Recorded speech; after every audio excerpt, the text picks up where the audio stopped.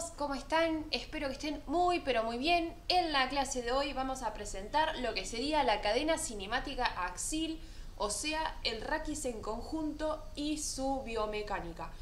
Cabe aclarar que esta primera parte es para introducir todo lo que sería columna vertebral, ¿sí? Después vamos a ver específicamente cada sector de una manera como más profunda, ¿sí? Así que bueno, este video va a ser como para introducirlos al mundo de la biomecánica de la columna vertebral en conjunto. Bien, como siempre ustedes saben, vamos a arrancar con el rango óptimo de movimiento de esta articulación. Son varias en realidad, van a tener articulaciones específicas de cervical, vamos a tener articulaciones específicas de dorsal y también de lo que sería la charnera lumbosacra, etc. Bien, hablando de grandes rasgos, vamos a tomar los 4 movimientos, ¿sí?, que vamos a ver a lo largo de toda la columna, excepto de pelvis, que van a ser diferentes a estos que estamos viendo ahora, pero siempre se toma, en sí hablando de vértebras, estos 4 movimientos. Está la flexión, la extensión, la inclinación lateral, o también llamada inflexión, ¿sí?, o flexión lateral, lo pueden encontrar también así, y las rotaciones. Bien, vamos a ver que la flexión, ¿qué movimiento sería la flexión de la columna? Vamos a buscar acá en favoritos, como siempre. Acá. Bien, vamos a tomar de ejemplo el oblicuo externo, que este músculo básicamente hace casi todos los movimientos de la columna. Y vamos a ver, en este caso, una flexión, ¿sí? Acá vamos a ver que no solo se flexiona, ¿sí?, la parte dorsolumbar, sino también la parte cervical, ¿sí? También acompaña a la flexión en conjunto toda la columna, ¿sí? Entonces, la flexión, recordemos que es el movimiento de la columna vertebral en un plano sagital hacia adelante, ¿sí? Bien, después tenemos la extensión, ¿sí?, que es aproximadamente de 140 grados, o sea, fíjense, la columna tiene más movilidad en extensión que en flexión, ¿sí? Eso tiene una explicación lógica cuando veamos artrocinemática y veamos los Enfield o las sensaciones finales de movimiento, ¿sí? ¿Por qué la extensión tiene un mayor rango de movimiento que la flexión? ¿Qué será lo que la frena poco? ¿Sí? Bien, aunque no significa que tener buenos rangos de extensión sea lo más sano posible. Después, cuando veamos gesto motor, les voy a comentar que bueno, que hay gente que llega mucho más de los grados estipulados por el libro, pero es porque son gimnastas, ¿sí? Siempre el ROM depende de cada persona y a qué se dedique. No le vamos a pedir un ROM a un físico-culturista que está todo hipertrofiado y que tiene mucho Enfield de tipo blando por el tema de las masas musculares, ¿sí?, muy retraído, que a una persona que hace gimnasia artística que tiene, al contrario, una elongación que el físico-culturista no tiene, ¿sí? Entonces siempre depende, y los ROM van a ser siempre algo teórico en cuanto a la media de la población en general, ¿sí? Bien, acá tenemos extensión de columna, también en un plano sagital, después lo vamos a ver bien en planimetría y ejes, ¿sí?, hacia posterior, hacia atrás. Esa sería la extensión de la columna.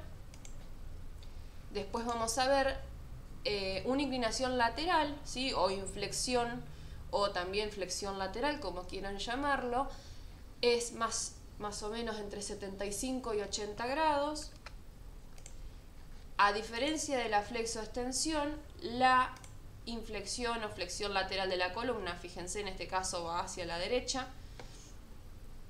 Bueno, este movimiento se va a dar en un plano frontal, ¿sí?, lo vamos a ver de frente, ya sea en anterior o posterior. Y este sería el movimiento. Y por último tenemos la rotación, que sumada a todas las rotaciones. ¿Por qué digo sumada a todas las rotaciones? Porque cuando vemos, por ejemplo, columna lumbar, que es la menos móvil, vamos a ver que hay muy poco grado de rotación. Pero sumado la rotación de cervical, de dorsal y lumbar, aproximadamente, si rotamos entera la columna, es aproximadamente 90 grados el ROM que nos estaría dando. Vamos a ver acá la rotación.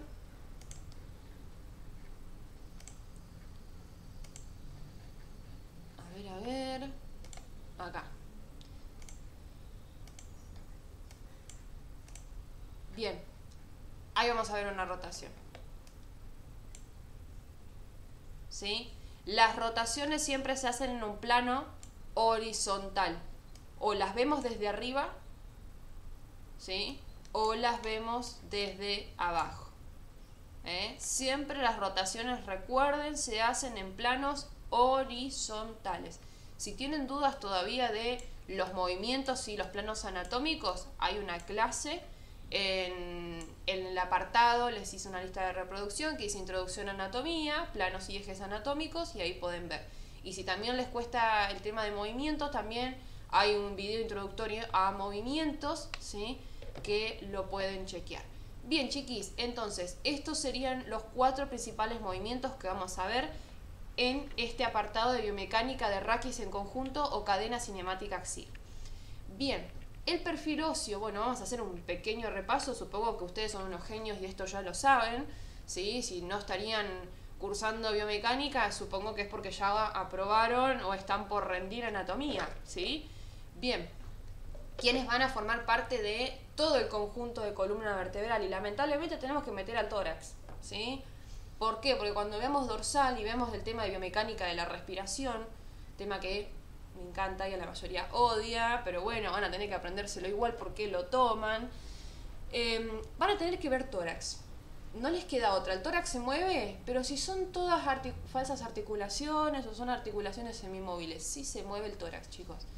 Por más que sea una caja ósea que sirve para proteger, ¿sí?, y contener lo que es pulmón, mediastino y corazón y etcétera, es lo que ustedes imaginen que pase por ahí, ¿sí? Este tipo de caja también es móvil. Sino en qué momento cuando inspiramos las costillas se elevan y cuando expiramos las costillas descienden. Algo las está moviendo. Y no solo estoy hablando de la parte anterior del esterno, sino también la parte posterior con las articulaciones, ¿sí?, costovertebrales. Que eso también lo vamos a repasar después cuando veamos biomecánica de raquis dorsal, ¿sí? Bien, la porción anterior del tórax, esto repaso, ya sabemos, en la parte medial tenemos el esternón con sus partes, el mango, manubrio, como quieran llamarlo, ¿sí?, la parte del cuerpo del esternón y termina en la apófisis o apéndice sifoides, ¿sí? También acá al costado tenemos los cartílagos articulares y después tenemos las costillas propiamente dichas, ¿sí? Bien. Después, la porción posterior, como les decía recién, está conformada por, ¿sí?, las articulaciones costovertebrales. Después tenemos la pelvis. Otra vez volvemos a lo mismo. Ay, pero si yo me imaginaba que columna en conjunto, raquis en conjunto, era solo las vértebras. No, chiquitos, no. Van a tener que estudiarse todo. Pero bueno, por lo menos me tienen a mí para repasar. Así que bueno, pelvis también entra, ¿sí? La pelvis también entra, ¿por qué? Y por la articulación entre el sacro y el hueso coxal, ¿sí? Esta articulación, esta anfiartrosis es muy importante en conjunto con la sífisis del pubis cuando hablamos de los movimientos de nutación y contranutación cuando veamos después parto, ¿sí? No son movimientos que se dan en la vida diaria porque la pelvis tenga ganas de hacer nutación y contranutación, no. Se dan en momentos específicos de la vida y obviamente en personas de sexo femenino, ¿sí? Bien, ¿cómo está conformada la pelvis? Esto también es anatomía básica. Está conformada por los huesos coxales, 1 y 2, ¿sí? Acuérdense que el hueso coxal está dividido en 3 partes, una parte anterior y superior, que es la del pubis, una parte inferior y medial, va de anterior a posterior, que sería la zona de los isquiones, y por encima, ¿sí?, estarían las crestas del hueso ilíaco, ¿sí? Acuérdense que estos 3 huesos se fusionan en un momento, ¿sí?, y quedan en el fondo de lo que sería el acetábulo, ¿sí? Bien. Dice acá que tiene la forma de un cono truncado. Bueno, repaso de anatomía. ¿Sí? El cono truncado sería así. La base es superior y el vértice es inferior. Generalmente en las mujeres la base es mucho más ancha que en los hombres, que es un poco más estrecha, ¿sí? Claramente es porque el cuerpo está diseñado para el canal de parto. Bien, ahora sí, llegó la protagonista. Igualmente el resto no es muy secundario que digamos, ya se van a dar cuenta. Tenemos acá la columna vertebral que la dividimos en 4 porciones, también anatomía, repaso. Tenemos la porción cervical, dorsal, lumbar y sacrocoxigia. Bien, y recordemos las curvas, ¿sí? La cervical, acuérdense que tiene una curva, ¿sí?, en forma cóncava que se denomina como lordosis. Tenemos después en las dorsales una curva de tipo convexa, que acuérdense que cómo se llama, sifosis. Otra vez las lumbares, volvemos con una lordosis, y la sacrocoxigia con una sifosis, ¿sí? Entonces, lordosis cervical, lordosis lumbar, sifosis dorsal, sifosis sacrocoxigia, que sería la porción pélvica, dicho de otra manera. Bien, también acá repaso, vamos a ver vértebra tipo, porque en realidad después cuando veamos cada sector, como les dije recién, ahí recién vamos a ver los tipos específicos de cada vértebra de cada región. Una vértebra tipo, acuérdense ustedes que tiene dos sectores principales, ¿sí? Un sector anterior, que sería el sector del cuerpo vertebral, y un sector posterior, que sería el pilar posterior, ¿sí? Si nosotros lo vemos acá en simulación 3D, siempre acuérdense que el lado del cuerpo vertebral no está diseñado porque sí, de esa manera, sino porque es, primero que nada, donde se ubican los discos interarticulares, y segundo, es donde se soporta más presión y peso, ¿sí? Los pilares posteriores son los más móviles. Los anteriores son más rígidos, pero los que soportan más peso. Se los digo en español como para que se entienda, ¿sí?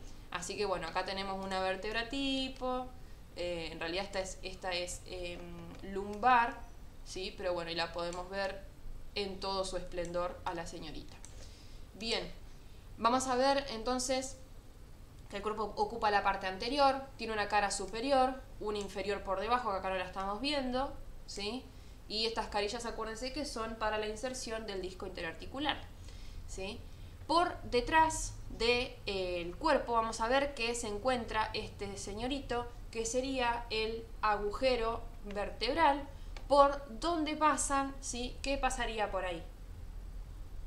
El eje nervioso. Acuérdense que la columna vertebral sirve para proteger el eje nervioso. El sistema nervioso central no solo está formado por el cerebro, ustedes recuerden que está el cerebro, cerebelo, todos sus elementos internos, configuración interna, tronco, y después que desciende hacia abajo, la médula.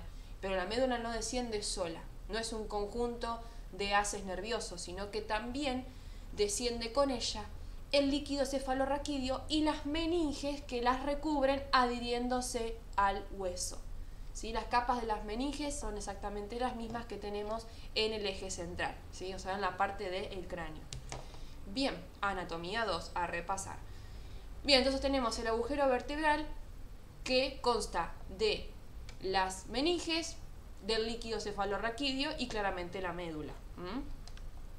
Y este agujero raquídeo está delimitado por la parte posterior del cuerpo vertebral y también por la zona de la cara anterior de la apófisis espinosa. Y hablando de la apófisis espinosa, es una apófisis que se encuentra bien en la parte posterior, ¿sí? Tiene forma de espina, por eso es espinosa, es única, y depende de la zona, puede ser bituberculosa o no, ¿sí? Después las transversas tenemos que se dirigen hacia los costados, 1 y 2, ¿sí? Después tenemos los que son las eminencias o carillas articulares, acá hay 2, ¿sí? Que estas articulaciones van a, estas eminencias van a formar las articulaciones siga-apofisarias, ya las vamos a ver en un ratito, y acá si las queremos ver, Ahí está. Las vamos a ver acá. Acá hay una, acá hay otra, y acá por debajo hay una y hay otra. Generalmente son 4, 2 superiores y 2 inferiores. Porque si nosotros acá observamos, ahí está. Vamos a poner 3 vértebras. Fíjense las carillas articulares, acá cómo se contacta la superior de una vértebra con la inferior de la vértebra que está por encima, y la inferior de una vértebra con la superior de la que está por debajo. ¿Sí? Ahí las pueden observar acá, acá y acá. ¿Sí? Muy importantes esas articulaciones porque son móviles. Eso es muy importante que lo entiendan. Esas son móviles. El resto lo veremos. Bien, láminas vertebrales. Las láminas vertebrales son estos espacios, eminencias óseas que se encuentran entre las apófisis espinosas y las articulares o transversas también al costado. Y después tenemos los pedículos, que es la porción ósea que separa el cuerpo del resto del arco posterior. ¿Sí? Repaso también de anatomía. Bien, como estábamos hablando recién, situación articular. ¿Qué vamos a encontrar acá? Primero que nada, la articulación intersomática o de los cuerpos vertebrales entre sí. Lo pueden encontrar con esos dos nombres. ¿Qué género es? Es una anfiartrosis. Es una articulación semimóvil. ¿Por qué? Porque en el centro tenemos algo que se llama disco interarticular, que está conformado de fibrocartílago. Es tan adherente ese fibrocartílago que no va a permitir que haya movimientos libres, ¿sí? Es justamente lo que le da resistencia y rigidez a la columna vertebral para soportar el peso que viene desde arriba y la fuerza de reacción del suelo y del impacto que viene desde los miembros inferiores hacia arriba. Entonces tiene una explicación lógica el por qué es una anfiartrosis. Bien, ¿qué superficies articulares vamos a encontrar acá? Vamos a ver que entre medio del disco vamos a encontrar la cara superior e inferior de los cuerpos vertebrales, la cara inferior del cuerpo vertebral suprayacente, que está por encima, y la cara superior del cuerpo subyacente, que está por debajo. Entre estos dos cuerpos van a armar como una especie de sanguchito y entre medio va a estar lo que sería el disco intervertebral. Bien, y todos me dirán, pero si es una articulación semimóvil, ¿por qué sería que tiene medios de unión? En realidad no es un medio de unión directo, sino que es indirecto. Va, no específicamente, hay dos que sí, que son el ligamento común vertebral anterior y el posterior, van adheridos, ¿sí?, al hueso, a la vértebra, pero después tenemos otros medios de unión que si nos ponemos a ver ligamentos comunes de columna vertebral vamos a encontrar los interespinosos, etcétera, ¿sí? Pero bueno, por ahora vamos a nombrar los que van directamente, que sería el ligamento común vertebral anterior y el ligamento común vertebral posterior por aquí detrás. Pasa por dentro del agujero raquídeo común vertebral posterior, ¿sí? Importantísimo que se den cuenta que no va por detrás por las apófisis espinosas, pasa en la parte posterior y por dentro del agujero raquídeo, ¿sí? Bien, estos ligamentos se supone que van desde donde empieza hasta donde termina casi la columna. Generalmente van desde la zona del occipital, ¿sí?, y después terminan en sacro 2. Pero el ligamento común vertebral posterior, he escuchado bibliografía nueva, esto básicamente Testud por ahí dice que va desde el sacro, desde el occipital hasta el sacro, pero bibliografía nueva muchas veces he leído que lo toman como que va desde el axis, o sea de C2 hasta la parte del canal sacro, ¿sí? Así que depende de la bibliografía que busquen, por ahí va a haber variantes en el ligamento común vertebral posterior. ¿Cuál es mi consejo? Que estudien lo que el profesor les dijo, ¿sí? Si el profesor considera Testud, estudien el Testud. Si el profesor considera la Target, Ruiz-Ligard, estudien la Target, Ruiz-Ligard o el que sea, ¿sí? Acuérdense que mis clases son una base, es como para darles un pantallazo con simulación 3D a ustedes, ¿sí? Porque si no después, ¡ay, te ayudo, Kinesio! Dijo tal cosa y el profesor otra. Y claro, chicos, todos los profesores tienen criterios diferentes, ¿sí? Así que en base a mi experiencia como profe particular, les puedo decir que háganle caso a sus profes según el libro donde saquen. Y después vean mis clases y terminen de cerrarles la idea, ¿sí? Bien, en cuanto a los medios de unión también se considera el disco intervertebral. Vamos a repasar un poquito de histología. ¿Cómo está conformado? Está conformado por un anillo externo de fibrocartílago, hermoso mi fibrocartílago, y por dentro hay un núcleo pulposo. Acá adentro, en rojo se los voy a poner, hay un núcleo pulposo. El anillo por fuera es súper resistente, pero por dentro el núcleo pulposo está compuesto en su mayor porcentaje por líquido, ¿sí? Por glucosaminoglucanos, polisacáridos, etc. Entonces, esta zona de adentro es como un colchoncito de agua, ¿sí? Por fuera es más resistente y por dentro tiene este núcleo que ¿qué es lo que hace? El núcleo soporta las fuerzas, como les dije hoy, del peso que vienen desde la cabeza hacia abajo y la fuerza de reacción que viene desde el piso.